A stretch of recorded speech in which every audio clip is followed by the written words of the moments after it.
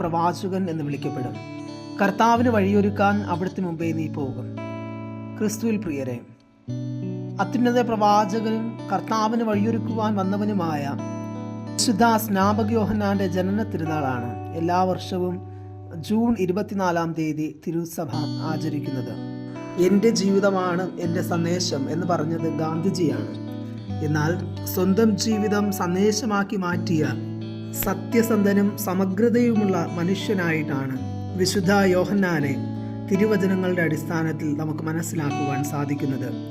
അതുകൊണ്ട് തന്നെയാകണം യേശുനാഥൻ സ്ത്രീകളിൽ നിന്ന് ജനിച്ചവരിൽ യോഹന്നാനേക്കാൾ വലിയവനില്ല എന്ന് യോഹന്നാനെ പുകഴ്ത്തി പറയുന്നത്. സാധാരണയായി തിരുസഭയിൽ വിശുദ്ധരുടെ മരണ ദിവസത്തെയാണ് അവരുടെ തിരുനാൾ ദിനമായി ആഘോഷിക്കുന്നത്. എന്നാൽ ഇതിന് വ്യത്യസ്തമായി വിശുദ്ധ യോഹന്നാന്റെ ജനന തിരുനാളും അതോടൊപ്പം തന്നെ രക്തസാക്ഷിത്വ തിരുനാളും ആഘോഷിക്കുന്നുണ്ട്. രക്ഷാകര ചരിത്രത്തിൽ യോഹന്നാനുള്ള സവിശേഷമായ സ്ഥാനം കണക്കിലെടുത്താണ് യോഹന്നാന്റെ ജനന തിരുനാള് തിരുസഭ ആചരിക്കുന്നത്. ഈ യോഹന്നാനെ കൂടാതെ നമ്മുടെ കർത്താവായ യേശു ക്രിസ്തുവിന്റെ ജനന മഹോത്സവവും പരിശുദ്ധ കന്യകാമറിയത്തിന്റെ ജനന തിരുനാളുമാണ് തിരുസഭയിൽ ആചരിക്കുന്നത്. ഇന്നത്തെ തിരുവചന ഭാഗങ്ങളെല്ലാം യോഹന്നാന്റെ ജീവിതവുമായി വളരെയധികം ബന്ധപ്പെട്ട് നിൽക്കുന്ന വചനഭാഗങ്ങളാണ്. ഒന്നാം വായന യേശയ്യാ പ്രവാചകന്റെ പുസ്തകം 49-ാം അധ്യായം 1 മുതൽ 6 വരെയുള്ള തിരുവചനങ്ങളിൽ അമ്മയുടെ ഉദരത്തിൽ വെച്ച് തന്നെ വിളിക്കുന്ന ദൈവത്തെയാണ് നാം കണ്ടുമുട്ടുന്നത്.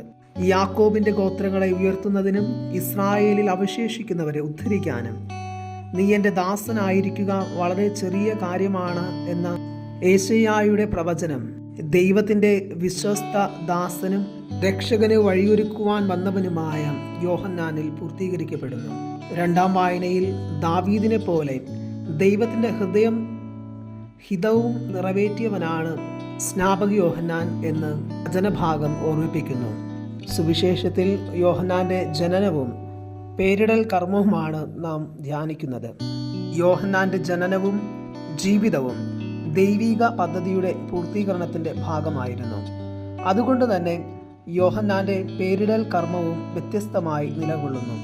മറ്റാർക്കും ഇല്ലാത്ത പേര് നൽകുവാൻ യോഹന്നാന്റെ പിതാവും മാതാവും ആഗ്രഹിക്കുന്നു. വിശുദ്ധ ഗ്രന്ഥത്തിന്റെ പശ്ചാത്തലത്തിൽ ഒരു വ്യക്തിയുടെ പേര് ആ വ്യക്തിയുടെ അസ്തിത്വത്തെയും അതോടൊപ്പം തന്നെ അദ്ദേഹത്തിൻ്റെ ദൗത്യത്തെയും സൂചിപ്പിക്കുന്നതിനാൽ യോഹന്നാൻ ഒരേ സമയം ദൈവത്തോടും മാതാപിതാക്കളോടുമുള്ള ബന്ധം പരസ്യമാക്കുന്നു. കാരണം ദൈവത്തിൻ്റെ ദൂതനാണ് ഈ പേര് യോഹന്നാന് നിർദ്ദേശിച്ചത്. ഈ പേര് സ്വീകരിച്ച സഖറിയാകട്ടെ ഈ പേര് ഉച്ചരിക്കും വരെ നീണ്ട നിശബ്ദതയിലായിരുന്നു താനും. പതിവിന് വിപരീതമായി മറ്റാർക്കുമില്ലാത്ത പേര് നൽകുന്നതിലൂടെ ആരും ആഗ്രഹിക്കുന്നത് പോലെയല്ല, ദൈവം ആഗ്രഹിക്കുന്നത് പോലെയാണ് യോഹന്നാൻ ജീവിക്കേണ്ടതെന്ന് ഒരു സൂചന ഉണ്ട്. അതുതന്നെയാണ് അവനെ സ്ത്രീകളിൽ ജനിച്ചവരിൽ ഏറ്റവും വലിയവനാക്കി മാറ്റുന്നത്. പ്രിയമുള്ളവരെ, മറ്റുള്ളവർ ആഗ്രഹിച്ചതുപോലെയല്ല, ദൈവം ആഗ്രഹിച്ചതുപോലെയാണ് യോഹന്നാൻ ജീവിക്കുകയും പെരുമാറുകയും ചെയ്തത്.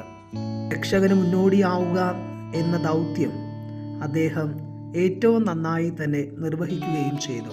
പ്രിയമുള്ളവരെ, നമുക്കും മറ്റുള്ളവർ ആഗ്രഹിക്കുന്നത് പോലെയല്ല, ദൈവം ആഗ്രഹിക്കുന്നത് പോലെ ജീവിക്കുവാനായുള്ള കൃപയ്ക്കായി പ്രാർത്ഥിക്കാം. ഒപ്പം നമ്മെ ഏൽപ്പിച്ചിരിക്കുന്ന നാം നിർവഹിക്കേണ്ട ദൗത്യം എന്താണെന്നുള്ള പൂർണ്ണമായ ബോധ്യത്തിൽ ജീവിക്കുവാനുള്ള വലിയ കൃപയ്ക്ക് വേണ്ടി വിശുദ്ധ യോഹന്നാന്റെ മാതൃകയും മാധ്യസ്ഥവും യാചിക്കാം.